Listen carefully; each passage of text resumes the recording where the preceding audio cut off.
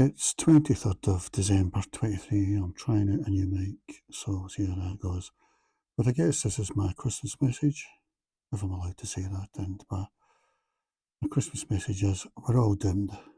The West, Scotland, Britain, America, Australia, we're all totally doomed.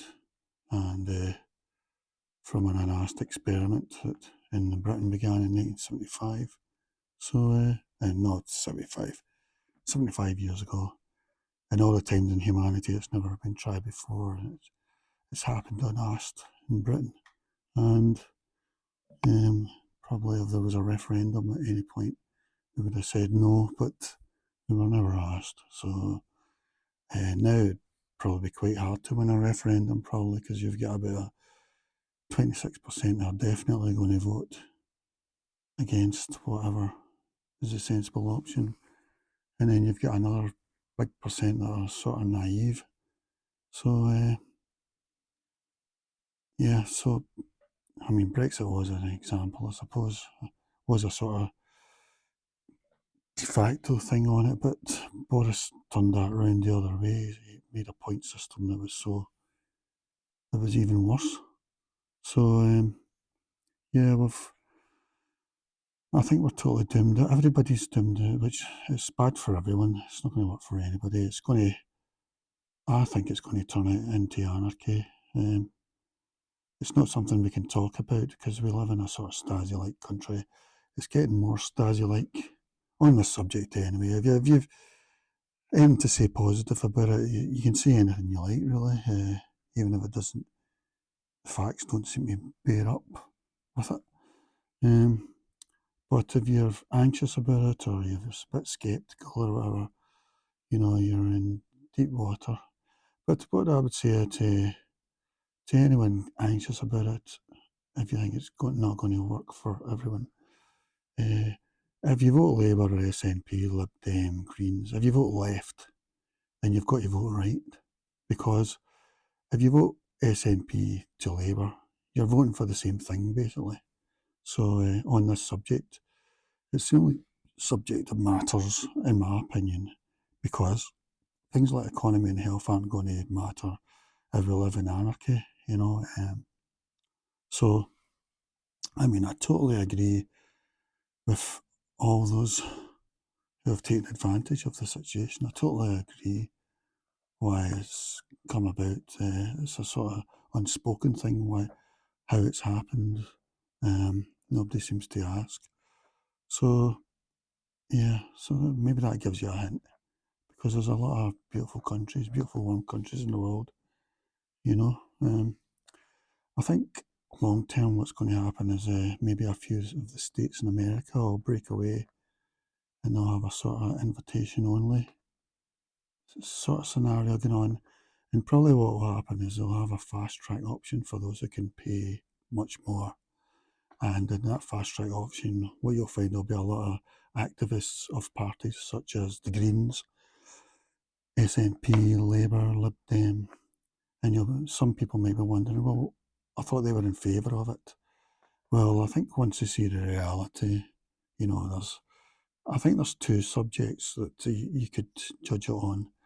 I mean, if currently the government decided this is how uh, new, the new ones will be judged on feminism, and I'm saying that in a funny way because do you buy the Google's sort of sound capture thing?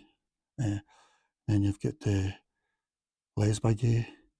If you judged on those two things, I think that's why green activists are going to go for the fast track option to the new country that will probably be created in the United States.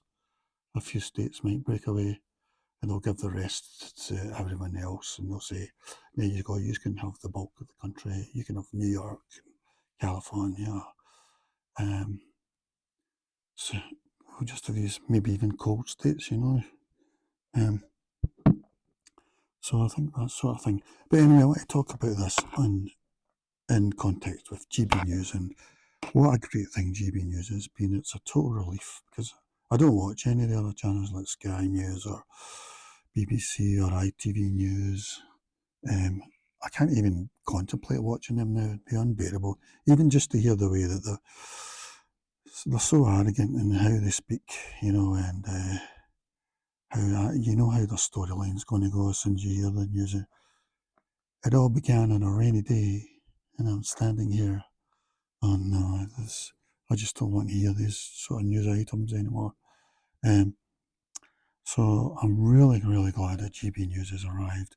It was really good at the start when it was sort of the Wild West. Then I think it lost its way quite a bit when it brought in the likes. They get more funding, and they get rid of a lot of their sort of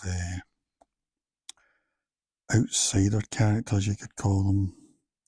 Apart from that Neil guy, who I don't really like actually, because he's always sort of vague. He's always going on about we're heading for disaster, and I suppose he has a bother about Ofcom a bit, but I don't even know what he's talking about most of the time. And he talks about that in general and everything, climate change or whatever. I mean, climate change I believe in, but I don't think they're going to be the right way to get us all to become green.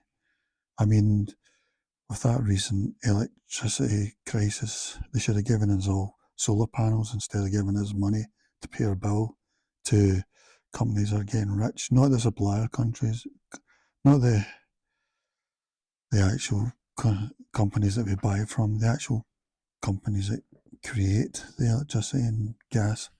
However, they were the ones making the fortune. Yeah, they should have given us solar panels, But anyway, back onto the main thing. GB News. How good is it? How good is it? And it's a saviour. I mean, for a while there, they lost their way, I think, with their funding. I mean, they had Mark Steyn, but he was a bit crazy. He was a bit out of beyond the pale, even to me, I think. I mean, I did appreciate a lot he said on the subject that I'm concerned about, but he had other subjects, that I didn't agree with and that. So, yeah. So they lost their way a bit when they got all that funding. They brought in Michael Portillo and the old Sky News guy and Camilla Tominey, who I can't bear. But they're starting to find their way again, and I would say that's because of Martin Dobney and removing the Sky News guy from the 12 o'clock show, and bringing in Tom Harwood and Emily Carver, I think her name is. So they've almost got the day is bearable again. I mean, for me, the morning programmes are right off. I can't go aiming and whatever it is, but I just can't be bothered with that anyway. So that's a write off, and then I've got another show after the Andrew Pearce show. I just can't bear him either, even though they imply the right things about the issue that bothers me most. I appreciate that, but it doesn't go far enough. And but now we've got the 12 o'clock back, because that used to be the Sky News guy who was pretty boring. Again, he implied the right things on the main subject, but Tom Harwood and Emily, I really appreciate them because they look a bit more in deep, and they sort of get things clarified in that, because a lot of things in the news don't get clarified, but they get things clarified and pick up things. So I really appreciate those two. It's a good match, even though they're both tough Tories, I don't mind, really. And did I say to Lib Dem, SNP and Labour votes, you should vote Tory or further right, as a protest vote if you're anxious about this subject. I forgot to say that, I think. Yeah, vote Tory. Don't vote Labour or Lib Dem or SNP. Don't go from one to the other, because nothing else matters at the moment, So, yeah, that new show on GB News is really working at 12 o'clock. And then I think it's around about 3 o'clock you get Martin Dobney, and he's turning out to be great, because he was a former politician for the right, one of the sensible parties on this subject, and he talks about it most of the time, so that's good, because Patrick Christys talks about it most of the time. That's why I was worried when he get moved, but Martin's doing the same, so that's good. I mean, really, I don't watch the shows on TV or whatever. I watch them on YouTube on catch up or just watch clips and that, but yeah, so Martin Dobney's good. Who's after that? I think it's Michelle Jubin. I've never watched her. I don't like her show, really. I just think she's a bit naffing on it. Apparently she's popular. I don't know how. Then you get Nigel Farage. I would call him a sort of, a useful idiot, really. I mean, I'm glad sort of the stuff he does. He's still a bit too tame for me on this subject, although he seems to be going further now. I don't know whether that's because he felt he couldn't in the past or he's changed his mind on stuff. But I'm not a big fan of him, but I'm glad he's there, especially for bringing in people from the Northern Wall and the likes, in case, because I can't believe that the Northern Wall's thinking of voting Labour. I mean, what was the point of voting Tory if you're going to go back to Labour? Doesn't make any sense to me, especially on this subject, the one issue.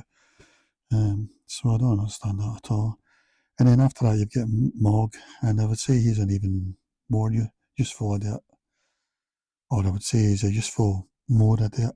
I really can't be bothered with him, really. And he brings in a lot of real lefties for these talks, which I can't be bothered with. I'm really surprised that the lefties have sold themselves out. There's those two guys from Nevada Media. Yeah, so, no, it's not a show I'll watch, really, but I'm glad he's there again because he's bringing in more on this subject, because he does talk sort of sensible on it. It's not totally, but thingy. Then at 9, you've got Patrick Christie, so I'm glad he's there. I mean, I don't like his new show as much because he's got that sofa thing where he talks to 3 people. One of them will be a lefty, probably. Yeah, that's not very, very good. So, but I'm still glad he's there anyway. So, he usually talks on this subject as the main item, and reportedly he picks up on fine details. That's what's always missing on the main news channels, and so there's lots of things you're left wondering. I mean, how can this come about? It's not something you can talk about on YouTube, so not this subject. If I was pro, I could talk all day long on YouTube, and there would be no issue at all, But yeah, so that's me talking about it in the context. So I'm saying to you, my main message is, if you vote Labour, SNP, Lib Dem, Greens, and you're worried about this, or Clyde Cymru, Sinn Féin, probably shouldn't have said that one, but if you vote any of these parties, you need to start voting right on this issue. Forget economy, health, or whatever, progressive politics. Nothing else matters if we're heading towards anarchy. So you've got to vote Tory at least, or further right if you want, You've got to really get the message home, because it really doesn't look like the politicians are getting the message, You keep thinking they have, but then you hear that it's went through the Lords and it's been diluted, or, this sort of stuff. I mean, the whole thing's a shambles. All right, that's just my message. My Christmas message is, we're all doomed in the West. Everyone, it's a shame, but that's the way it is. And the other thing is, watch GB News, because it's getting a bit better again. Okay.